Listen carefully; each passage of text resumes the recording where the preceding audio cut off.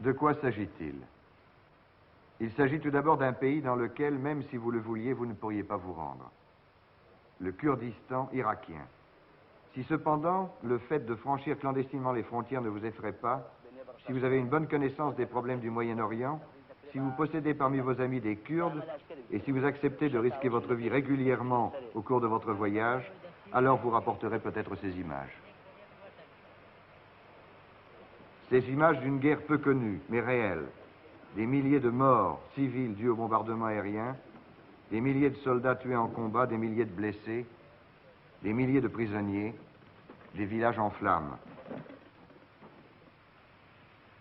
Cela a commencé le 10 septembre 1961 par une révolte d'une partie du peuple kurde dirigée par Moula Mustafa Barzani contre le régime du général Qassem, installé en Irak en 1958. Les Kurdes ont choisi comme moyen d'action la guérilla, inspirée de celle menée par le FLN contre l'armée française en Algérie. Mais ici, le combat est mené contre un pays arabe, une armée arabe, celle de l'Irak, dans une zone, le Moyen-Orient, où règne un équilibre fragile, celui du pétrole. Mais qui sont ces Kurdes dont vous voyez pour la première fois leur activité de guérilleros?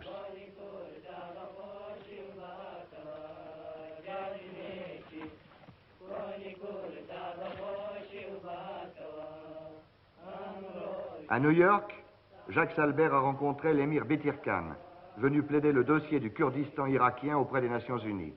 Lorsqu'il n'est pas à New York, l'émir est professeur de langue kurde à l'école des langues orientales de Paris.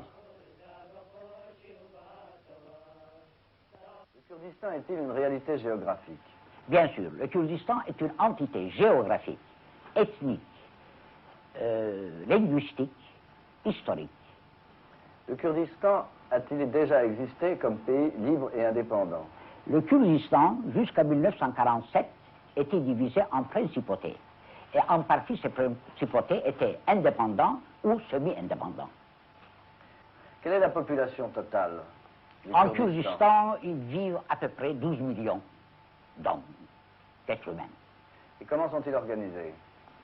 Ils sont organisés, non, comme dans tout part du monde, il y a des villes, des grands, des petits, des villages, et nous avons des clans.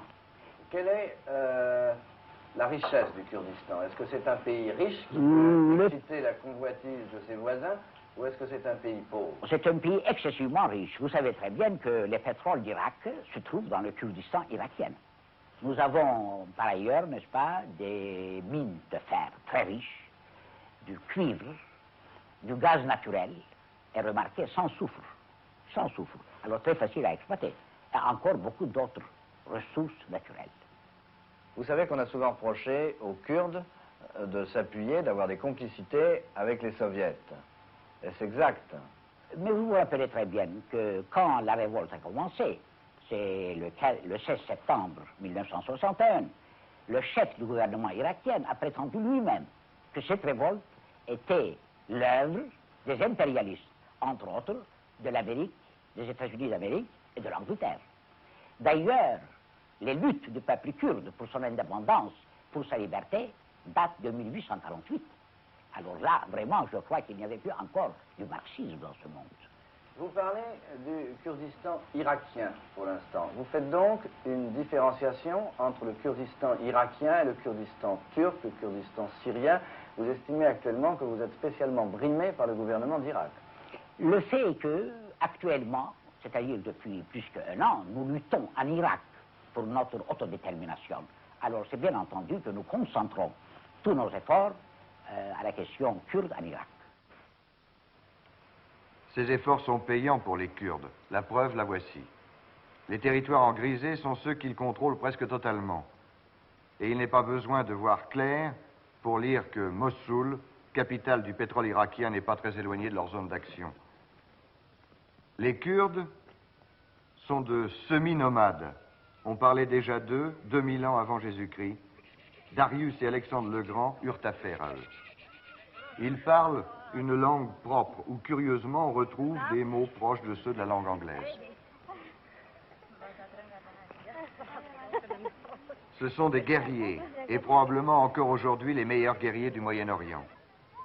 Ils demandent une autonomie qu'ils sont prêts à payer le prix qu'il faudra. Ce prix actuellement, c'est celui de la guerre contre l'armée irakienne du général Qassem. Le général Barzani, leur chef, est le moteur de l'autonomie kurde depuis plus de 20 ans. Les Russes s'en servirent en 1945 et le nommèrent général à une période où son activité servait leur politique internationale. Ils lui apprirent les techniques des guérillas utilisées avec profit à l'heure actuelle. Paradoxalement, dans cette lutte, Barzani utilise avec succès les techniques apprises en Russie contre une armée équipée avec du matériel russe. Malgré ce matériel, l'armée de Qassem s'avère incapable de maîtriser les Kurdes qui sont partis d'un principe simple. Si nous n'avons pas d'armes, nous les prendrons à l'adversaire. C'est ce qu'ils ont fait ici, dans ce fort, harcelé en permanence et qui a fini par tomber. Les armes récupérées, les Kurdes ne l'occuperont pas. Ils iront à la conquête d'autres positions. Toute leur tactique consiste en effet à surveiller du haut des montagnes les agissements des troupes de Qassem et à profiter des moments de relâchement pour intervenir. Pour coordonner leurs actions, ils disposent maintenant de liaisons radio grâce aux émetteurs-récepteurs pris à l'ennemi.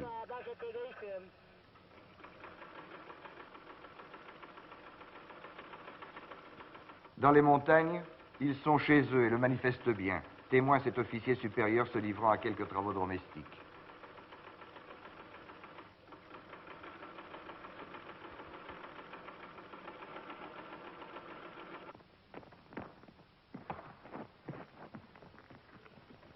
L'intervention des Kurdes est toujours foudroyante et efficace. Les avions de Qassem, ses tanks, son artillerie ultramoderne ne peuvent rien contre un ennemi mouvant et impossible à saisir. Ils attaquent en force là où ils savent qu'ils peuvent gagner, et uniquement là.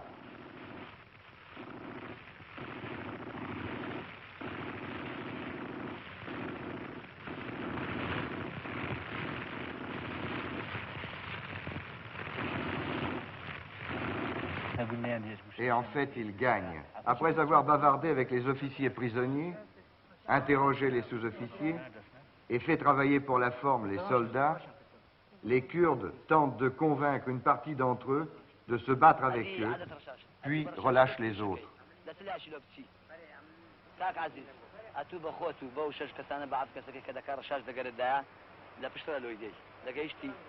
Car ce qui les intéresse toujours et avant tout, ce sont les armes, celles qu'ils utiliseront demain contre l'armée régulière, celles que personne ne leur fournit, ni l'Est, ni l'Ouest.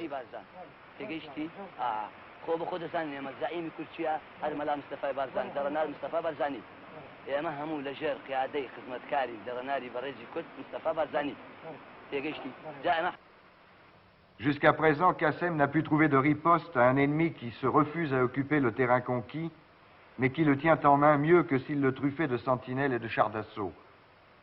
Les villes du Kurdistan, où l'armée de Qassem réside encore, sont prisonnières. Autour d'elles, les Kurdes font la loi. Elles ne peuvent se ravitailler en vivres et en munitions sans l'accord des Kurdes. Il s'ensuit une situation qui, partout ailleurs qu'en Orient, serait jugée extravagante. Les Kurdes refusent d'occuper les villes, trop vulnérables à l'aviation dont dispose Qassem. Mais leur interdit tout contact avec l'extérieur sans passer par eux. 12 000 soldats de Qassem sont ainsi prisonniers, sans avoir pour autant subi de défaite militaire. Alors on discute entre chefs kurdes et représentants des armées nationales sur le meilleur moyen de ravitailler la ville, sans pour autant compromettre le sort des combats. Ce jeu des discussions a permis aux Kurdes de déployer vis-à-vis des hommes la même tactique qu'ils ont utilisée vis-à-vis des armes. Les hommes dont ils avaient besoin, ils les ont trouvés aussi en face, c'est-à-dire chez ceux qui les combattaient. Jeu subtil, certes, mais combien efficace. Encerclés, soumis à ces conférences journalières où l'on serre la main des adversaires, combien de temps les officiers et les soldats de Qassem tiendront-ils à ce jeu? Ils sont évidemment dans une position d'infériorité psychologique. En définitive, encerclés ou encercleurs se trouvent chacun dans une situation qui les amène à demander une aide, d'où qu'elle vienne. D'où viendra-t-elle en fait? L'interview du général Barzani, recueillie dans des conditions difficiles, nous éclairera peut-être. Je ne suis ni pour l'Est ni pour l'Ouest, affirme-t-il. Je suis une force qui sera fidèle à celui qui l'aidera pour un combat juste. Fidèle, bien sûr, mais fidèle à qui? Après Cuba, après Berlin, après la Chine et les Indes, il y aura peut-être bientôt du nouveau en Moyen-Orient.